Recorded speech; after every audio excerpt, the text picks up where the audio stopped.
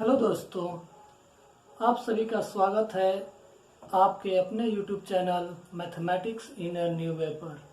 जैसा कि दोस्तों पिछले वीडियो में हम लोगों ने देखा था कि कैसे परसेंटेज से फ्रैक्शन में और फ्रैक्शन से परसेंटेज में चेंज करेंगे। तो आइए उसी कॉन्सेप्ट को ध्यान में रखते हुए हम लोग अपने प्रश्नों को हल करेंगे। हमारा पहला प्रश्न है कि यदि x का 125% 100 है तो x का मान क्या होगा। दोस्तों पहला प्रश्न क्या कह रहा है कि x का 125% का हमने फ्रैक्शन निकालने के लिए बताया था दोस्तों कि 125 का फ्रैक्शन कितना हो जाएगा 5/4 और बराबर है किसका, तो वो है 100 का। ठीक है, इसी तरह से इसको हम काट लेंगे तो ये कितना बार में 20 बार में कट जाएगा। और अब x का मान हम लोगों को निकालना है तो इसमें क्या कर देंगे मल्टीप्लाई। कितना आ गया 80। तो यही हमारा क्या आ गया इसका आंसर। उसी तरह से दोस्तों हम लोग देखेंगे दूसरा प्रश्न को। दूसरा प्रश्न कह रहा है कि x y से 5 गुना लंबा है। x क्या है, y से 5 गुना लंबा है। मतलब अगर यह 1 है तो यह क्या हो जाएगा 5 हो जाएगा। तो इसी तरह से कह रहा है कि तो इससे यह कितना कम है, यानी कि y x से कितना प्रतिशत कम है। तो पहले तो हम देख रहे हैं कि यहाँ 1 है यहाँ 5 है, मतलब 4 का पहले तो अंतर है। 4 का अंतर है इस पे 5 पे, तो 100 पे कितना का अंतर हो जाएगा। तो यहाँ पे हम लोग 5 से काट लेंगे, कितना का अंतर हो गया 80% का अंतर हो जाएगा। तो यह हमारा आंसर हो गया दूसरा प्रश्न का। आइए हम लोग तीसरा प्रश्न को देखते हैं। कह रहा है कि कमल के पास कुछ सेब है, उसने जितने खाए उससे 40% अधिक। 40% अधिक, यहाँ पे हम लोग देख रहे हैं कि 40% क्या दिया है, अधिक दिया है। तो 40% अधिक के लिए हम लोग 40% का पहले फ्रैक्शन वैल्यू देखेंगे। तो 40 बटा में क्या आ जाएगा 100, काट दिए, हमारा हो गया 2/5। अधिक कह रहा है तो जोड़ देंगे, यानी कि 5 में 2 जोड़ दिए तो कितना आ गया 7। आगे प्रश्न कह रहा है कि यदि उसने 70 सेब बेचे। क्या कह रहा है दोस्तों, 70 सेब यहाँ पे बेच रहा है और यहाँ पे 40% अधिक बेच रहा है। तो अधिक कितना हो गया, 5 में 2 जोड़ दिए तो 7 हो गया। लेकिन 7 नहीं कह रहा है, यह कह रहा है कि 70 बेच रहा है, यानी कि यह इसका कितना गुना है 10 गुना है। तो इसी तरह से इसको भी हम क्या कर देंगे 10 से गुना कर देंगे और यह हो जाएगा कितना 50। तो ये उसने कितना सेब खाया 50 सेब खाया। चलिए अगले प्रश्न पर हम लोग चलते हैं।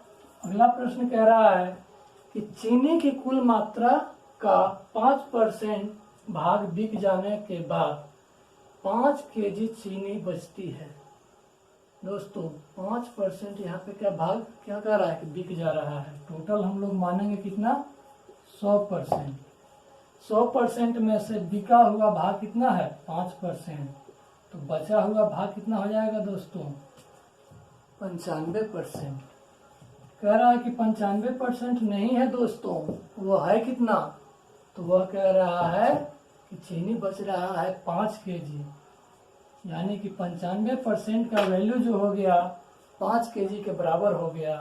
तो हम यहाँ से क्या कर लेंगे काट लेंगे, 19 बार में 5 एकम 5। अब हम लोग क्या निकालेंगे, 1 का वैल्यू कितना आ जाएगा 1/19। उसी तरह से क्वेश्चन कह रहा है कि चीनी की कुल मात्रा कितनी थी। तो कुल मात्रा हम कितना माने हैं 100, तो 100 के लिए क्या कर देंगे 1/19 गुना में 100। तो हमारा आंसर कितना हो जाएगा 19×5 = 95 और 5/19। यही हमारा क्या हो जाएगा आंसर हो जाएगा। अब आगे के प्रश्न देखते हैं।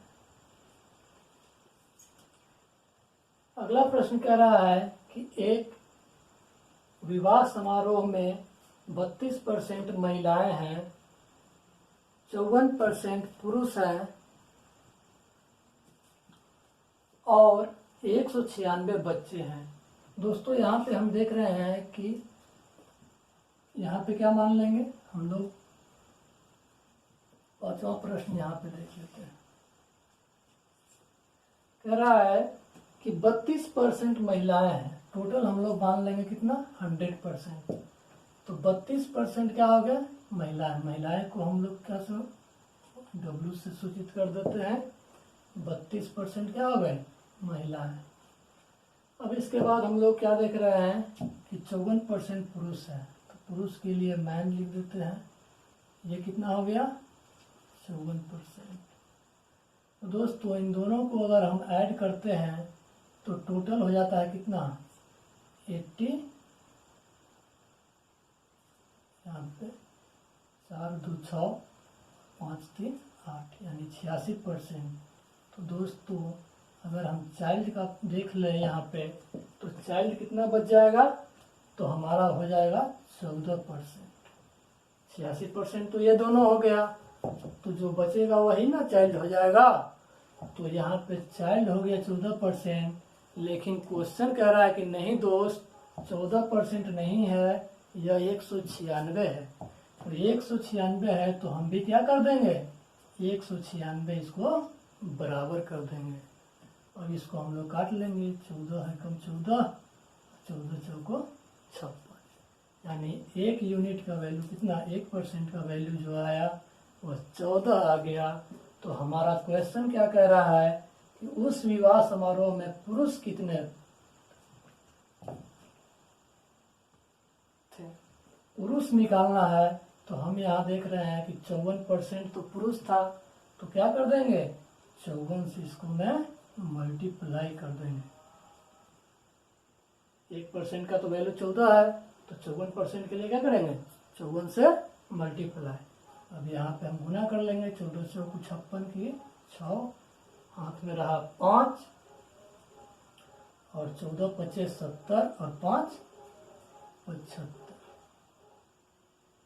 ठीक है दोस्तों, ये हमारा हो गया आंसर।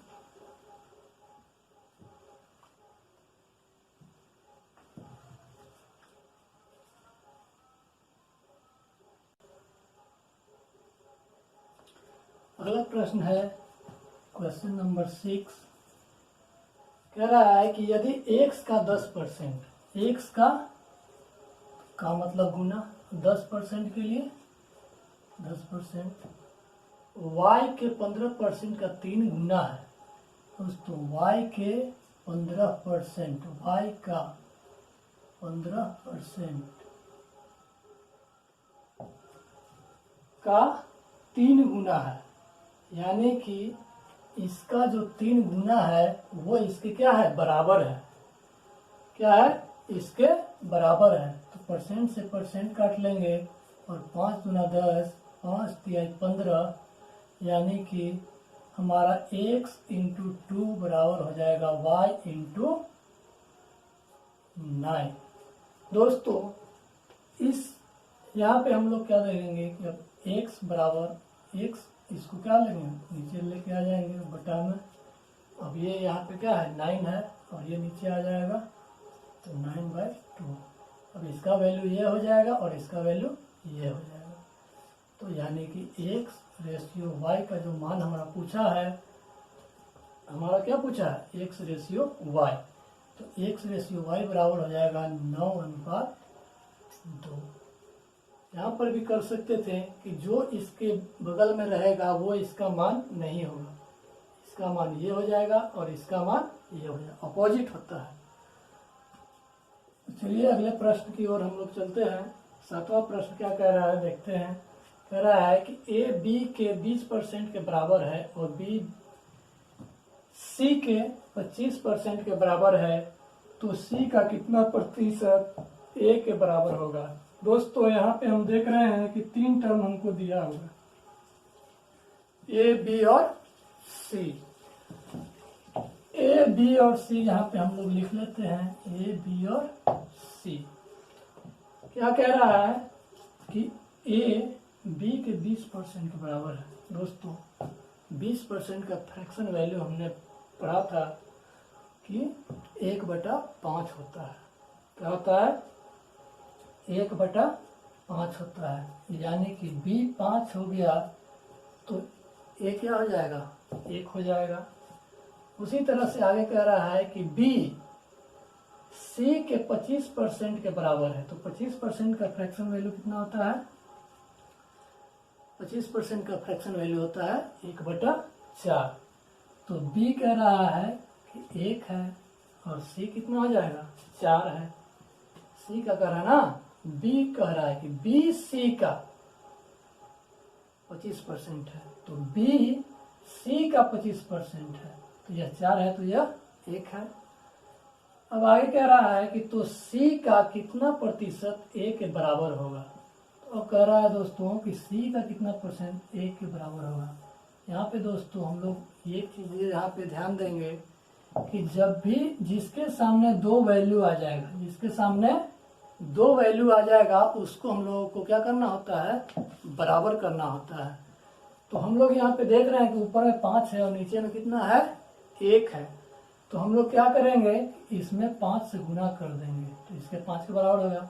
जब इसमें 5 से गुना कर रहे हैं तो इसके बगल वाले में भी 5 से गुना करना पड़ेगा। क्यों? क्योंकि यह इसका साथी है। जब एक को देंगे तो दोनों को देना पड़ेगा।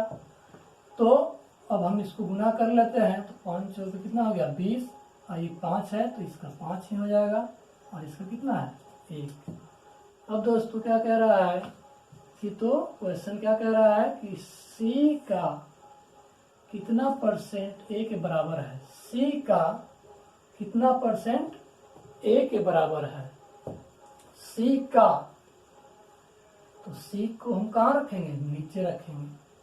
और ए का, तो ए तो हम लोग देख रहे हैं क्या है? 1 है।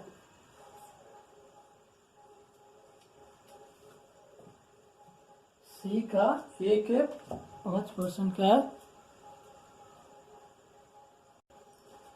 यहाँ पे नीचे क्या रख लेंगे? 20 को रख लेंगे। कह रहा है कि यहाँ पे क्या कह रहा है कि सी का कितना प्रतिशत ए के बराबर है, तो ए को ऊपर रख लिए, तो गुना क्या कर देंगे? 100 से गुना कर देंगे, तो क्या हो जाएगा? 20 से काट लेंगे, 20 25 100, यानी कि 5% है। ठीक है। चलिए, तो अगला प्रश्न हम लोग 8वां प्रश्न देखते हैं। 8वां प्रश्न क्या कह रहा है कि वार्षिक परीक्षा में महुआ को गणित में सुप्रिया से 10% कम अंक मिले। कितने परसेंट? 10%। कौन कौन है? 2 है, महुआ और सुप्रिया। हम लोग लिख लेते हैं, एम से महुआ और एस से सुप्रिया। किसको कम मिल रहा है?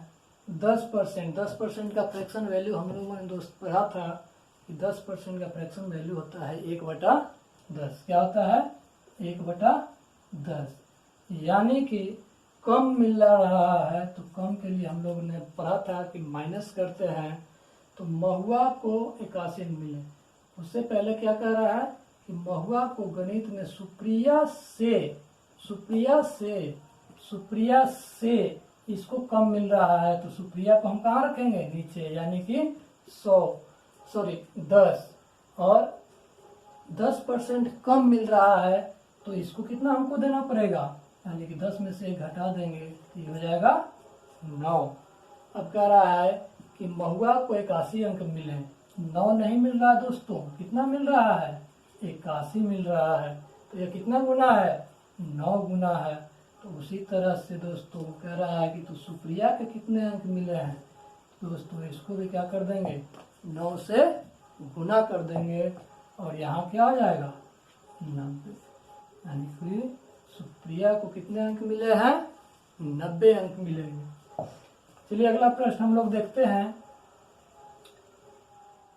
यहीं पे देख लेते हैं। क्वेश्चन नंबर 9 क्या कह रहा है कि किसी विद्यालय में कुल विद्यार्थियों का 70% क्या है? लड़कियां हैं। दोस्तों टोटल हम 100% मानेंगे, जिसमें से गर्ल कितना हो गई? 70%, तो बॉयज कितना हो जाएगा दोस्तों? 30% हो जाएगा। लेकिन दोस्तों यहाँ कह रहा है कि लड़कों की संख्या 500 कितना है? 10 है। 30% नहीं है दोस्तों, यह कितना है? 510 है। तो 510 है तो हम इसके बराबर कर लिए और यहाँ से हम काट लेंगे, तो 3 यानी कि 1% का वैल्यू कितना आ गया? 17 आ गया। तो कह रहा है दोस्तों कि विद्यालय में कुल विद्यार्थियों, क्या कह रहा है? कुल विद्यार्थियों की संख्या हमको निकालना है। तो कुल तो हमने माना है 100, तो इसको क्या कर देंगे? 100 से गुना, तो 17 और 2 जीरो यहाँ पे क्या कर देंगे? बैठा देंगे। तो यह हो गया हमारा आंसर। अब आगे हम लोग देखते हैं लास्ट प्रश्न। 10वां प्रश्न क्या कह रहा है? 10वां प्रश्न कह रहा है कि सी की आय बी की आय से 20% अधिक है और बी की आय ए की आय से 25% अधिक है। यहाँ पे हम लोग देख रहे हैं दोस्तों सी, बी और ए, 3 टर्म हम लोगों को मिले हैं। यहाँ पे क्या कह रहा है? सॉरी, इस क्वेश्चन को यहाँ पे बना देते हैं।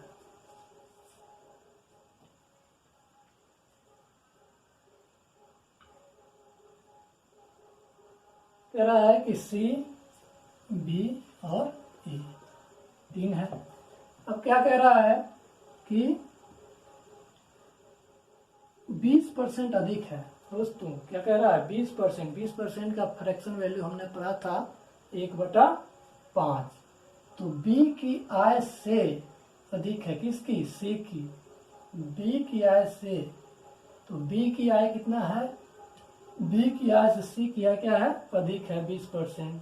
तो अगर इसका 5 होगा तो इसको क्या हो जाएगा? 6 हो जाएगा। उसी तरह से दोस्तों यहाँ पे क्या कह रहा है कि बी की आय ए की आय से 25% अधिक है। बी की आय 25% का फ्रैक्शन वैल्यू कल हम लोग देखे थे कि 1 क्या होता है? 4 होता है।